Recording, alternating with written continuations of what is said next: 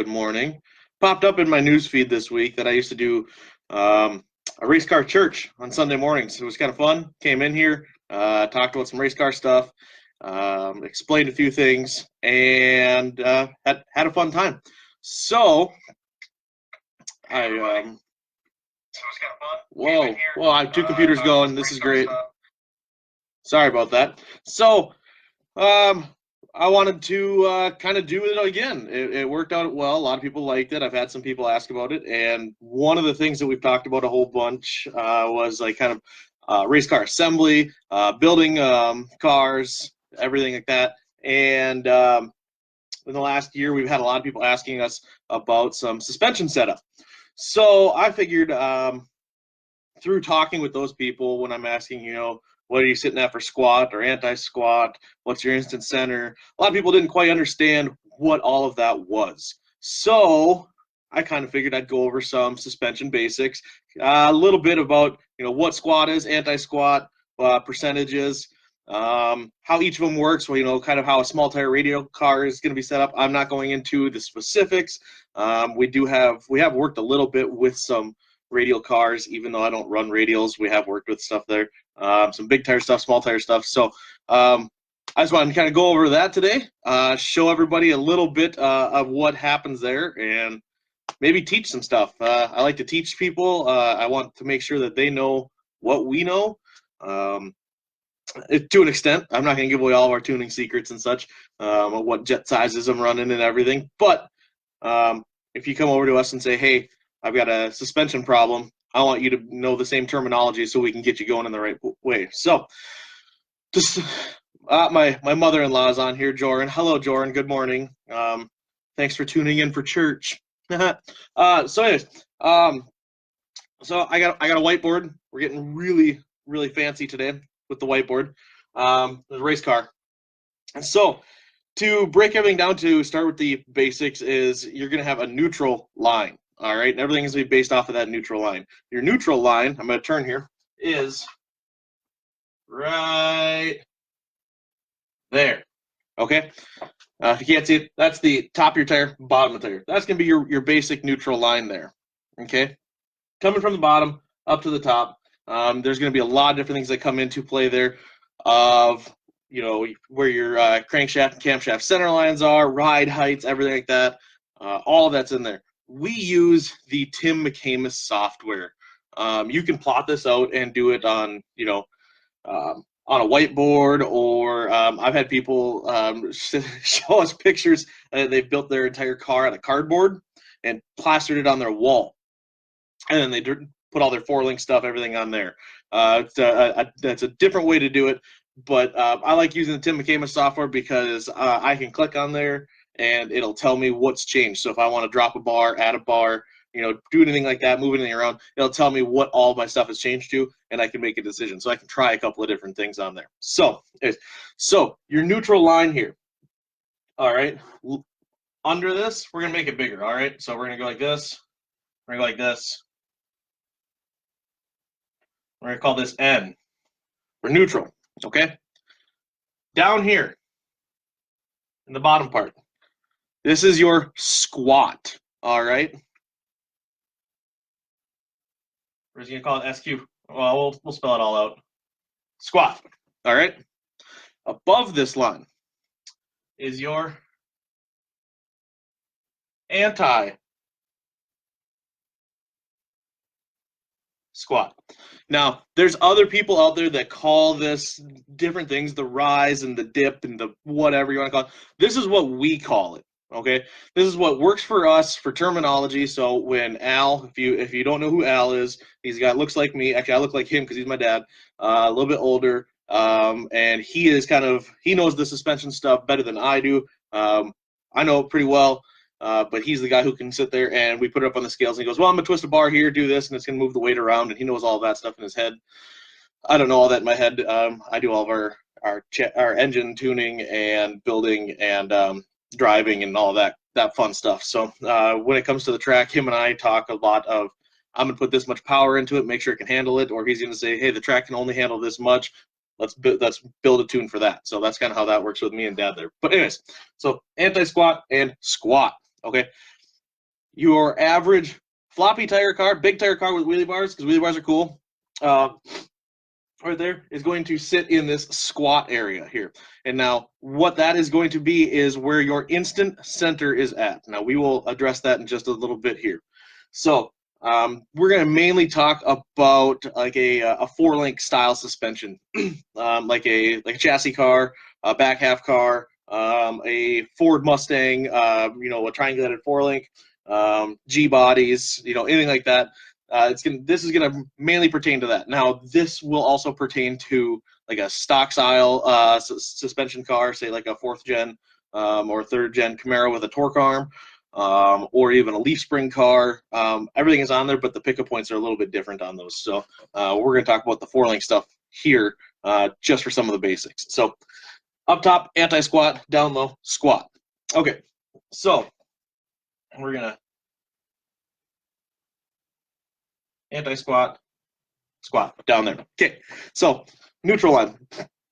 Your instant center is going to be on your average 4-link setup where you have your bars.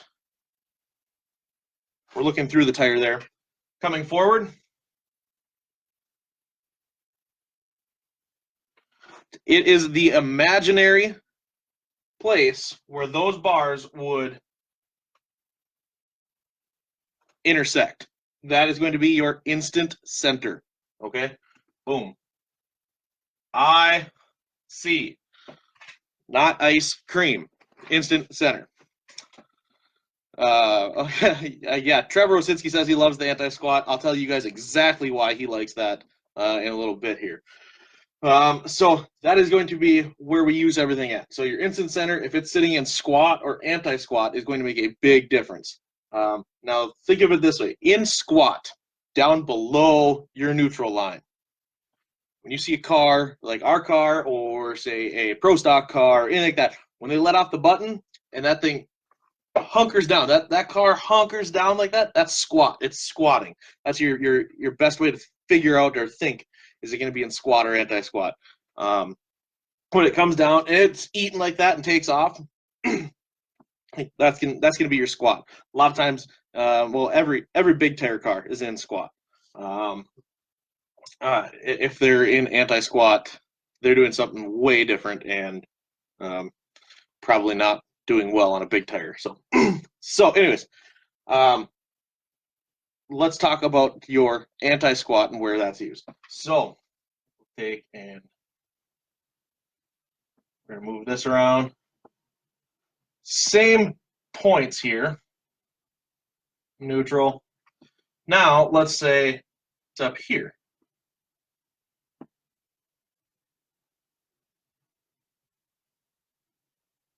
That's pretty aggressive, but now you're an anti-squat. Now, if you watch a drag radial car, or the way that we've always done it, because we did it for about 14 years, was dirt track. You watch a dirt track car, actually, if you look, starting backwards, right there's an article where we were in the newspaper for our dirt track team. If you watch a dirt track car, when they go into the corner, it separates and it drives around the corner. Watch a radial car, drag radial car, when it takes off, it's trying to drive that tire. It's trying to pound the tire into the ground, and it separates and goes down the track. That is going to be your anti-squat. Trevor Osinski, he's up in Canada. He helps on the Punisher Bird. He does a lot of the tuning, everything there. Trevor Osinski has seen, and when we were down in Georgia with them, the anti-squat that happens there and the separation. Now you have to have a shock that can control it, and that we'll talk about that just a sec too. The shocks are going to be way different for a squat versus anti-squat car. But if your instant center is above the neutral line, anti-squat. Below the neutral line, squat. Okay. There's our basics. So now when we're talking about that, we can figure it out. So what you need to know when you plot out your rear end, whether you're using the software, the old school way, anything like that, I want to know where this instant center is, how far out. It's going to be from where your pickup points are here. How far out is that instant center? And what percentage are you above the neutral line or below the neutral line? Those are going to be your percentages. So, sorry, my hoodie is killing me today. if you are below the neutral line, obviously it's going to be squat, and say it's we'll use for a number. Well, my old car. Okay, our old car liked around between 50 and 60 inch instant center length. Okay, so it was 50 to 60 inches out, and it would change whether we were on a prep track, no prep track. If we were on our big tire for no prep, we would change the bars around for all of this stuff. So say we went 2 weekends in a row. We went to King of the Streets, and we went to Cache at the Creek. Two very, very different track preps on there. All right. The King of the Streets, COTS, obviously 100%. It's a no prep. They like to scrape the track, everything there. The week after that, Cache at the Creek, it's a safety prep. So there's rubber down, and they spray a little bit on there, but it's a no time race. So the prep was way different on there. So we need to change the instant center. So, anyways, when you have it out here in your squat, bars like that there. Okay. We want to know how far out. So say it's 55 inches out. All right. We also want to know how high up, how high off the ground is your instant center. Okay. You talk to any chassis person that's going to try to help you tune in. These are the basics that they're going to want to know. I see. There you go. Gary Lawfulholtz joined in. He's the owner of GNS Dyno and Chassis. Does a lot of setup stuff there. You can ask him. You can ask any of the guys. I got my Tin Soldiers hat on. Jason Terrell. Ask them. They're going to want to know how far is your instant center? Are you in squat or anti-squat? How high off the ground is it? Whether you're in anti-squat or squat, they want to know how high up it is, because that's going to determine how the car reacts. Okay, so boom, and then let's say we are at like about 6.5 inches off the ground. Okay, now that's going to get you a whole bunch of data. So when you go out to the track, you can see exactly, is it trying to lift really hard? Is it not? On a big tire car with wheelie bars, because wheelie bars are cool. On a big tire car with wheelie bars, usually your instant center in squat is going to be a little bit out further and down low, because it wants to pick up that weight. Think of it as a fulcrum there. It wants to pick it up and put it on those wheels and drive forward. Okay. Oh, Brian. So I should change mine so I don't lose. Yes. Brian Gadecki, change yours. Brian Gadecki, if you're going to change your car like we were talking about earlier this week, you will need to change a lot of this on here. Okay? If you have any questions, give me a call. Anyways, so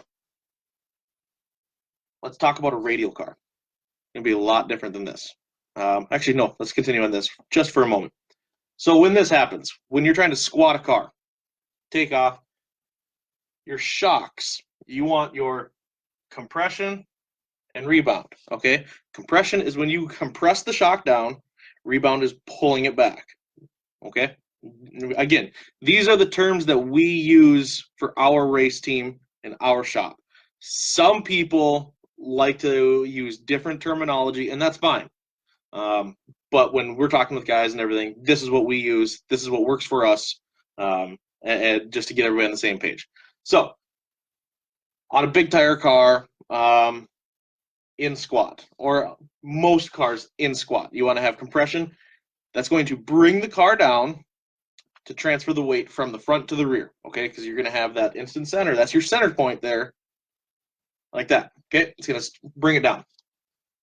You want to control the rebound of how fast that's going to come back up, because if you allow it to come up right away, which is the spring pushing against it, you're not going to hold that weight on the rear tire, and you could have a lot of issues there. Going to tire, you could go to tire shake, tire smoke, a bunch of stuff like that. Then that also has to do with your tuning and such on there. But that's all the stuff there. So we'll call it a soft compression and a stiff rebound. If you can't see that, I'm sorry. You can go back, or if you have any questions, you can send me a message after this, and I can explain more of it. So, anyways, so You want that soft compression to have it come down nice and soft, hunker it down, basically forcing that tire into the track. Okay. Keep your rebound stiff, so it's keeping that weight on that tire as you're driving forward. Then down the track, it's going to slowly come back up, and that's where your steering's going to come back in. Like I say, for our big tire car, let off the button, it wheelies. Wheels carry out about 100 feet to sometimes 200 feet, depending on what track we're at, everything like that. Holds there, and then slowly comes back down. That's that rebound coming back in, and now we're able to drive it down the track, where things start getting sketchy at higher speeds. So that's going to be your average big tire car. Now, on a small tire car, say it's a bias ply, you're running small tire racing on a bias ply for no prepping like that, you're going to have your instant center's going to be back a little bit on here. You're still going to probably be in squat most of the time. We'll see. Still going to be in squat. But you're going to have it back because you don't want it to lift like that. Since they're not running wheelie bars or sissy sticks or whatever you want to call them, on a small tire bias ply car, you're going to be in squat, but your instant center is probably going to be like 35, maybe 25. I'm reading comments. I apologize. The car in the picture looks like a Pro Mod. Does this work on regular race cars too? Shut up, Dave. Dave likes to make fun of my car being a Pro Mod because his car is all tube chassis and he doesn't even hide it. It's all out in the open, but mine's supposedly a Pro Mod. Fuck off, Dave. Anyways, so on a small tire bias ply car, your instant center is going to be around 35. Something like that's going to be back a little bit further because they don't want to keep lifting it. As they're going down the track, it's constantly lifting on that instant center. Constantly lifting. So if you have it way out here, it wants to lift everything up. Okay? Back here, it's going to keep driving it in. And without wheelie bars on there, they don't want to lift it too much and go into a big wheelie on a small tire bias ply car. Okay, now let's talk basics of a radial one. All right. No more wheelie bars. They took the wheelie bars off. All right, you guys happy? Wheelie bars are gone for your radial car. Donald Long be super proud. No bars for life. Radial tire car to the RTC, MF, Elemento, Q, whatever, all of that. Just kidding. Radial cars are really cool. So, anti-squat for a radial car. You're going to have your pickup points like this. But in the front here, you're going to have that lower bar uphill, okay? Now, there's different angles or like that. I'm not here to tell you what angle to run. If you want to know all of that stuff, you can give us a call on there. I'm not sitting here trying to tell you how to tune your car. I want you to know exactly kind of terminology and how everything is working. Okay, so radial car. And we'll say right here. So let's say your instant center about there. All right. So your instant center is in anti-squat. Let's say it's about 45 inches out. We'll use that for a number. Okay. 45 inches out. But now, since you are above that neutral line, you're going to have a very high instant center. I bet you that thing, you look at your wheel here, on the average drag wheel of being, say, 26 to 28 inches, you're going to be up near that. Okay. So let's call it 20 inches so we don't have people going, I never run mine that high, you're an idiot, da da da. I know I'm an idiot. I spend money on race cars, and well, if you spend money on race cars, you're an idiot because it's fun, but it doesn't really pay back. So anyways, so it is going to be 20 inches in height. Now what that is going to do, okay, since your pickup point is above your neutral line, instead of it trying to squat that car, okay, and drive it forward, since it's above the neutral line, it's going to try to push against that, all right? It's going to take this tire and try to push it down.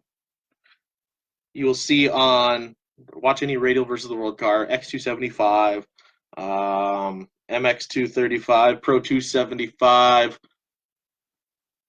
LDR. I'm missing I'm missing some of the radial classes in there. But anyways, any of the radial classes that they run like that, they dead hook that tire. There's no spin like a bias ply. They dead hook that thing, and they're driving it into the ground using the weight of the car right here.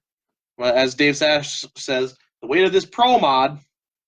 All right, to drive this tire down. They want this tire here. There's our racetrack. Into the racetrack. When you have that pickup point above your neutral line, it is going to push against that and drive it down. Now, to make that work, your shocks must be built for that. You've heard people online or at a racing like that say it's got radial valving. Yes, there is such thing as a radial valving. It's completely different than a bias ply because of how they're trying to control everything.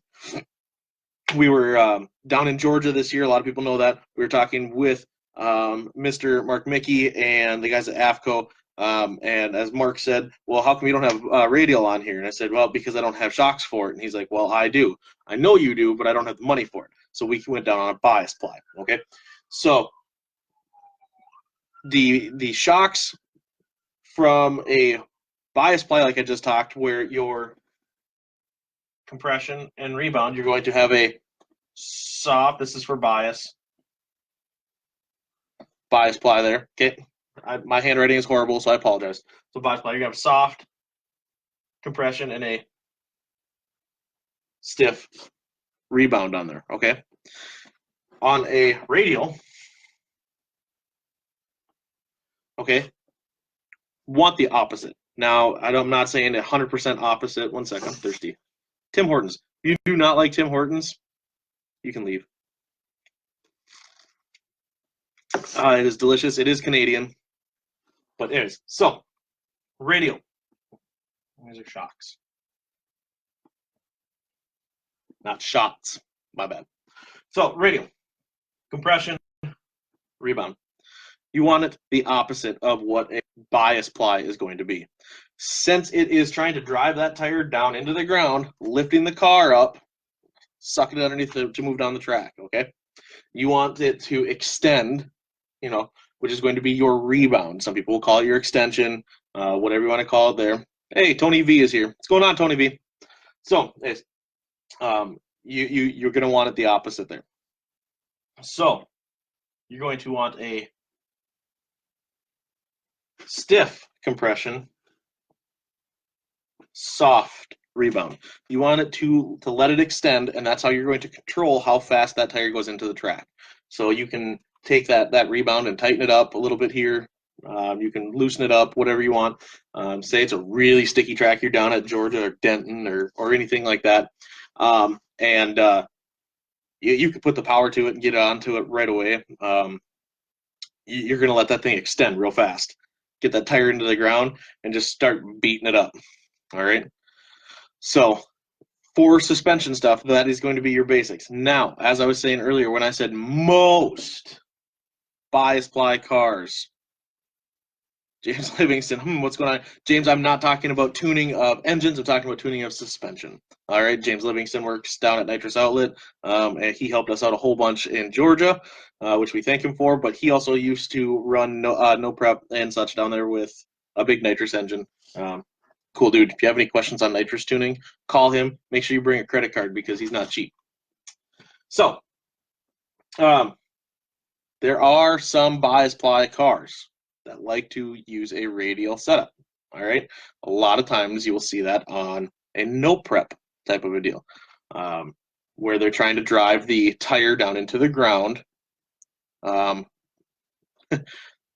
trying to drive it down into the ground because there isn't much traction. So they cannot squat that car. Everything's backwards, so I keep doing this. Sorry. They can't squat that car and go down because there's not going to be enough traction. But if they drive the tire into the ground, they can shoot down the track. Okay.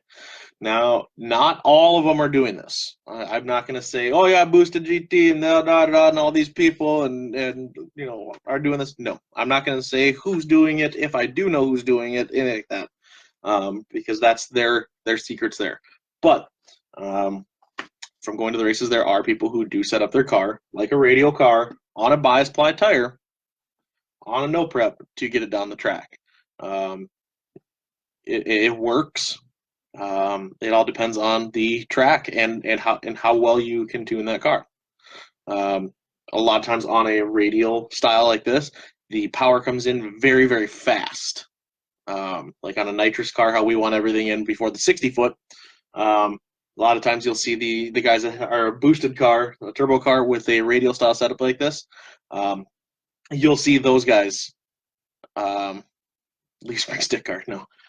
You'll see these guys with the boost, like they go from launching at say 8 or 10 pounds to 25, 30, 40 pounds before the 60-foot because they're just getting it to extend real fast and go. So that is, I wanted to keep this to about a half hour. So that is your basics for rear suspension in drag racing based off of 4-link. I don't know what else to say on there. Definitely look into the Tim McCamus software. There's a lot of really cool stuff in there. There's a lot more to all of this. This is dipping your finger in there. This is putting your toe into the cold water, going, okay, now we've got the idea of what it's going to be. Now let's jump in. But there's a lot of people who are buying new cars right now. They are getting. They're buying a pro modded chassis, or they're buying they bought a built up roller Mustang, and they're going to go put a turbo LS or whatever in it, a turbo anything. So they put all of that in there, and they don't know anything about the suspension. Well, whoever you talk to on suspension is going to have terminology, and they want to know some stuff. This is going to be all of the stuff. If you look back over the last 27 minutes and 22, 23, 24 seconds, they're going to want to know all of this stuff on there. Hopefully it gives you guys a little bit of an idea of what to be looking for on your cars.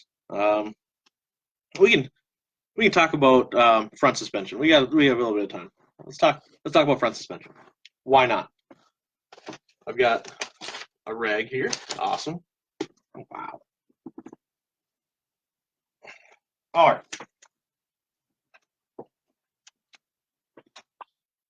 So, for front suspension, my computer's going off and everything. So, front suspension.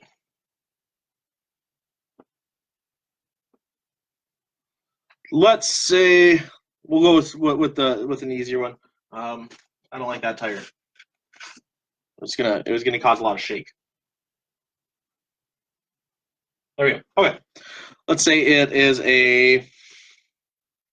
let's go with something that's been around forever, big tire, big tire chassis car type of a deal. That's what we run, strut or double A arm, either. So we're going to be down. Our instant center is going to be down here. Here's our IC. Okay. This shock here, you're going to have, most of them are going to have 3 different adjustments on there. You're going to have your compression, your rebound, and your travel. You'll see travel limiters used a lot. Oh, sorry. You'll see travel limiters used a lot on there. Yeah. James Livingston, the question I always get is, why does the front matter if it's off the ground? Well, James knows exactly why it matters, and there's a lot of control you can have in that front end with the front suspension. So, compression, rebound, and limiter, and travel. You're going to want to limit the travel sometimes. If it's a really tight track, really sticky, all kinds of traction there, you want to tighten that up, because that's going to take that front end and it's going to work a lot harder to lift that up to bring it onto the rear tires. Okay, this is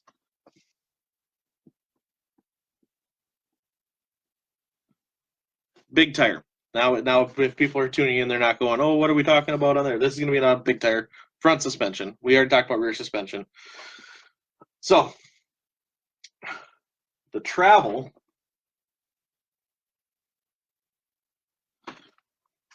is take a jack, put it under the chassis, okay? and you slowly jack that up. All right? Have somebody hold that tire. Just give a little bit of pressure.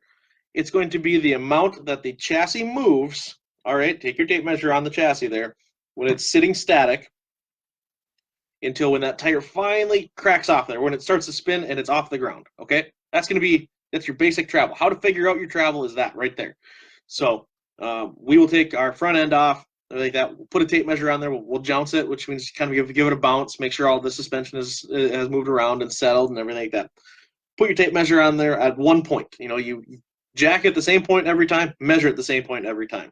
Can't stress that enough. Your data is huge. Make sure everything is the same every single time. Every single time. Every single time. All right?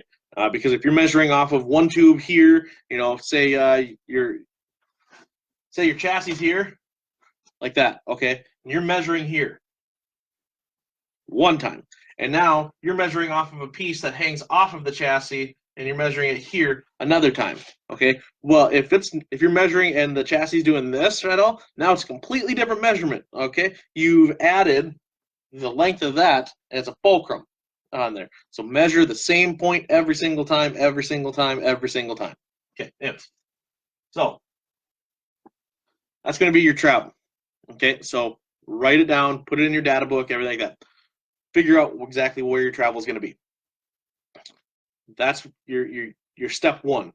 How much travel do you have? Do you have a limiter strap on there at all? Do you loosen it up because you're at a no prep and you want to try to get a whole bunch on the rear? Do you tighten it up because you're at a prep track and you want to bring it down and let that thing eat really hard? That's all going to be in your travel. That's your first thing on your front suspension. Now, this is all true on a radial car too, but I'm just talking the tuning side of this for a big tire car. Big tire. We'll talk about radial in a bit. So travel. Compression. Oh, not B-bound. Rebound. There we go, R. So your rebound is going to be how long, when you let off the button, let go of the clutch, let go whatever, how long does it take to get to the end of that travel? Okay, say you put 4 inches of travel in it. You're at a no prep and you want a whole bunch of travel and get everything to the rear. Okay, say you put 4 inches of travel in there. How long is it going to take to go get to the travel point and lift everything up? Okay, that's what your rebound is going to be used for. So you can tighten it up so it takes longer to get there. So, if the track has come around and it's a little bit tighter, but you still want the same amount of travel for down track for your steering and how everything feels on the rear, but you want it to kind of hit it really hard off the line, you can tighten up that rebound. Now, the compression is once it gets there, and say you wheelie or anything like that, and it comes down, how slow is it going to be till it sets that front end back down and it keeps going down the track? Okay?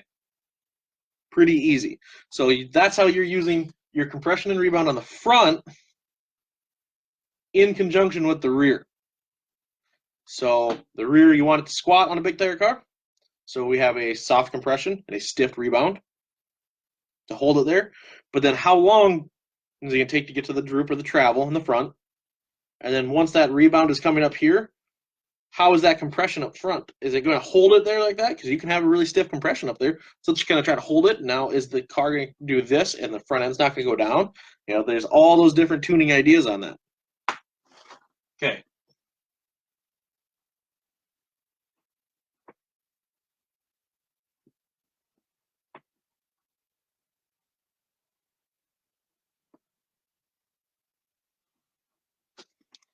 Everybody's favorite lately, radial. You're still going to have your travel. You're still going to have your compression. You're still going to have your rebound. All of those are going to be the same on every single car.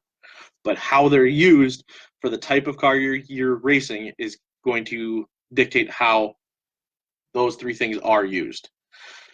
A radial car, bigger horsepower. I'm not talking your 300 horsepower, car that you slap drag radials on. I'm talking somebody who has a radial specific chassis setup on there. These are going to be very important for that front end. Reason being that since it's trying to pick up that and drive it in there, when they're making these 2,500 to 4,000 horsepower radial cars, they want to climb the ring gear. So while it's doing this, it wants to pick up that front end. And then you'll see, Dwayne Mills, Stevie Fast, Brad Edwards. There's been a bunch of them. They all go airborne. They start going up, and they can't stop it. Okay, it's not squatting. They've got that rear, the compression on there, very, very tight. So it's not going to let it come down like this. Does this, and it starts picking up that front end. Air gets under it, up in the air goes. All right, House of the Flying Cars, South Georgia Motorsports Park. So having the proper amount of travel in the front end on a radial car, on a bigger horsepower car, we're talking 2,000 plus. Okay. If you have too much travel in there, down track, that air can get underneath. Up in the air goes. All right. Your compression and rebound are going to be huge on a radial car because since it's trying to use the weight to drive the tire into the ground, all right, how much front weight are you going to allow to transfer to the rear when the front lifts, okay, to give extra weight to drive that tire down?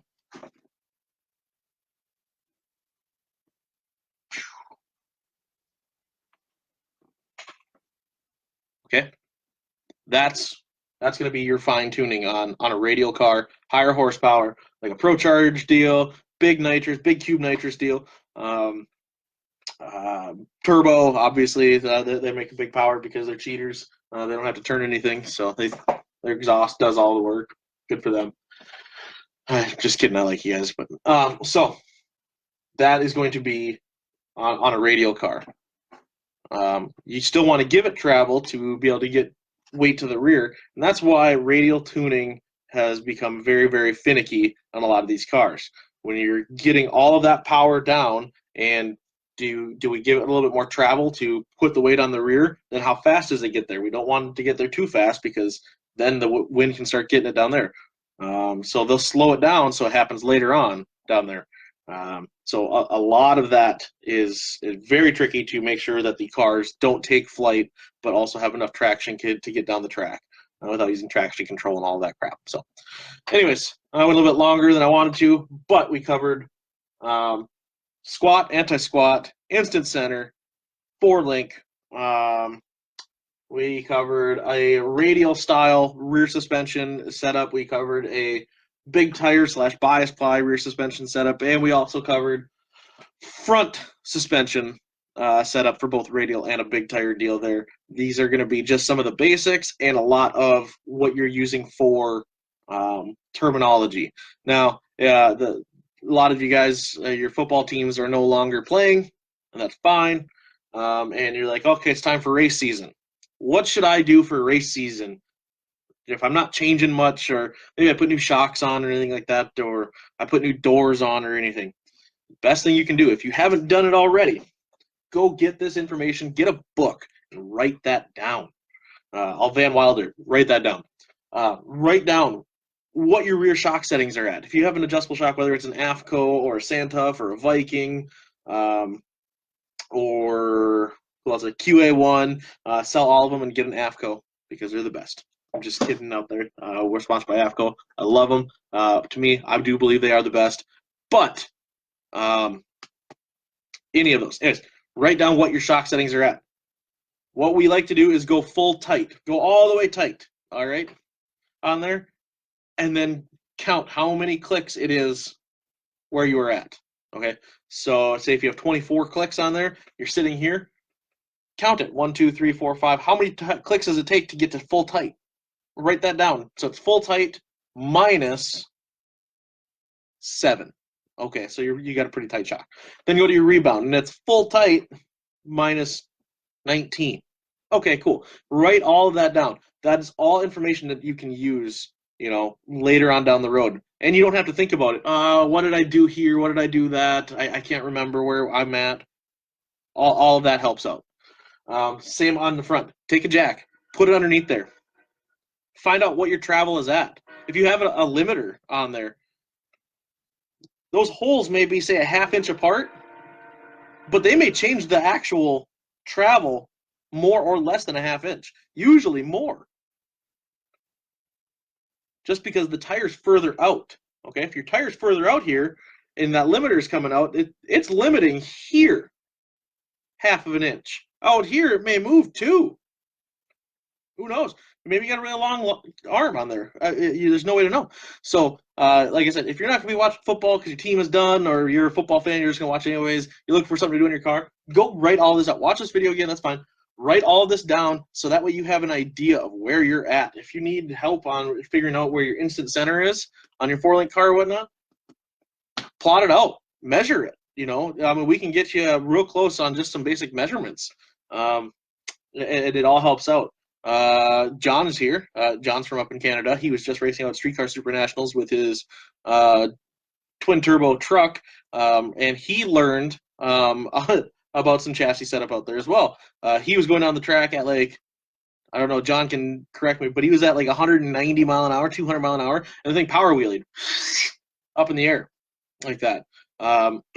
May have had, I haven't talked to John personally on it, may have had too much front end travel in there, you know, where the wind wanted to get up. Maybe he needed to tie it down because it was trying to climb the ring gear, you know. John makes a lot of horsepower out of his deal there, so climbing a ring gear isn't hard. You know, these are all things that we can. I can go through. I could probably go through the list here. People that have been in here, because I follow a lot of people of their race car stuff.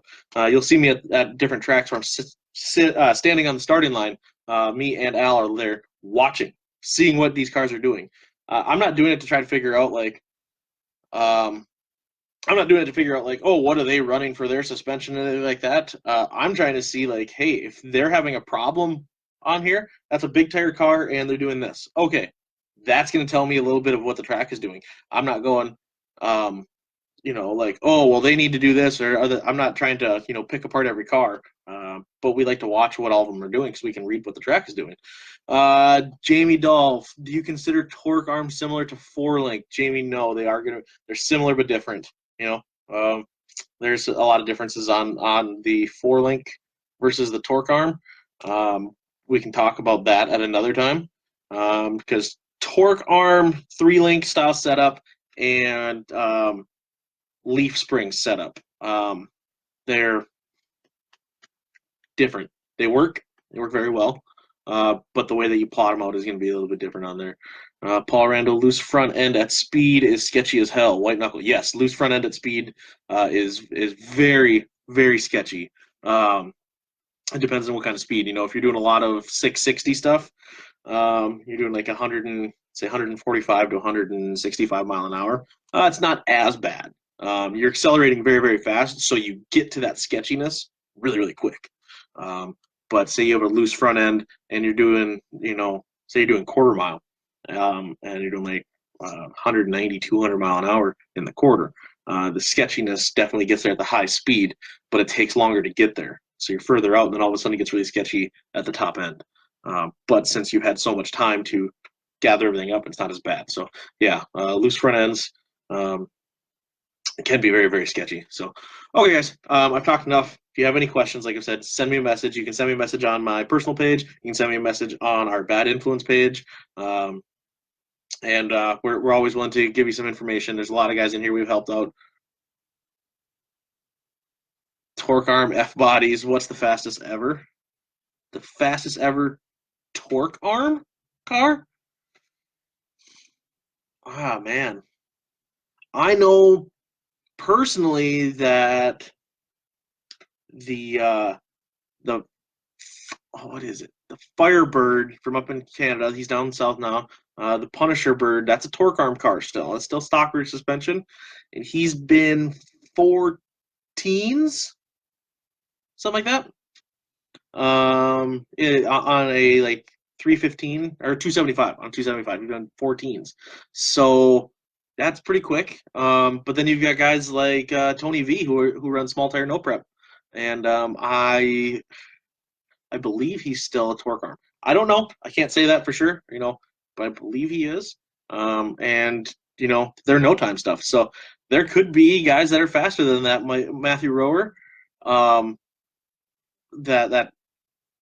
are pretty dang quick, but a lot of guys are running no time right now. It's hard to tell.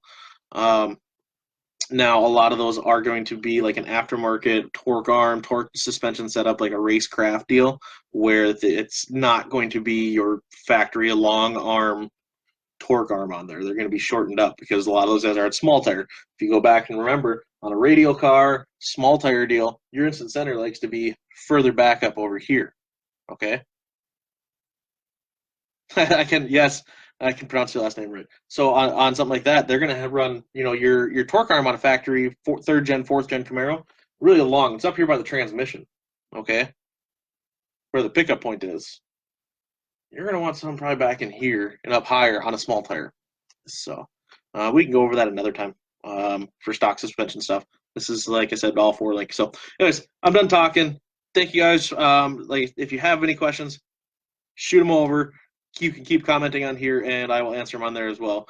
Everybody have a great Sunday. Racecar Church, I'm going to bring it back. Probably, I'd like to do it every week, but it gets very, very time-consuming, so it'll probably be like every other week, maybe once a month. So, but thank you for tuning in, and we'll see you guys later.